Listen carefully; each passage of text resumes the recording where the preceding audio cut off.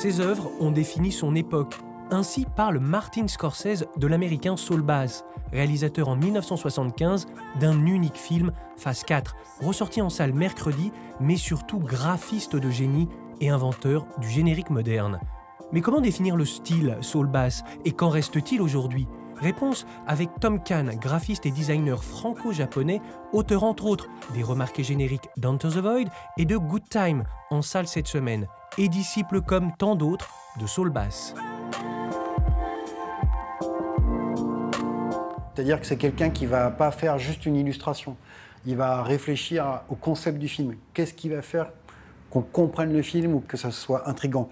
Saul Bass a travaillé avec beaucoup de réalisateurs, mais le travail qu'il a effectué avec Hitchcock, je pense que c'est un duo. Donc si le réalisateur il donne de la place, on peut travailler de manière, on peut développer. Quand on voit ça, on a déjà un indice sur une scène du film, forcément, et le vertige exprimé par cette spirale. Hitchcock, je pense qu'il avait une grande intelligence aussi du visuel, il avait un sens du visuel dans sa mise en scène. C'est ce qu'on retrouve aussi, je pense, dans les affiches de Saul Bass.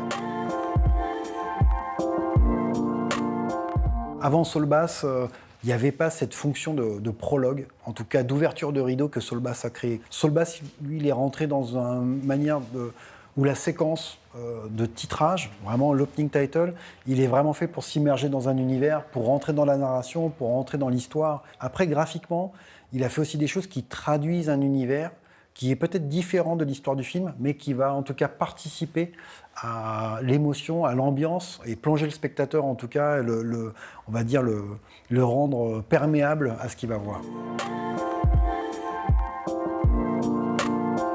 L'influence de Saul Bass, elle a subsisté jusqu'à nos jours. Elle est encore exploitée à fond, puisque c'est une ressource, c'est une mine d'or. Je pense que les gens le font par hommage, les gens le font par clin d'œil.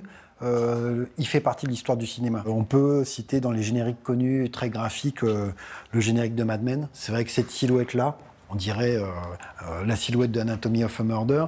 Et quoi qu'il arrive, c'est un langage qui est devenu, un langage visuel qui est devenu cinématographique. C'est une signature, c'est un hommage aussi, mais je trouve que ça fait partie des très très bons génériques. C'est quelqu'un dont le travail est maintenant profondément ancré dans l'esprit des gens. C'est vrai que c'est lui qui a anobli le générique de film, qui lui a donné toutes ses lettres de noblesse, la reconnaissance. Je ne serais peut-être pas là s'il n'y avait pas eu Saul Bass.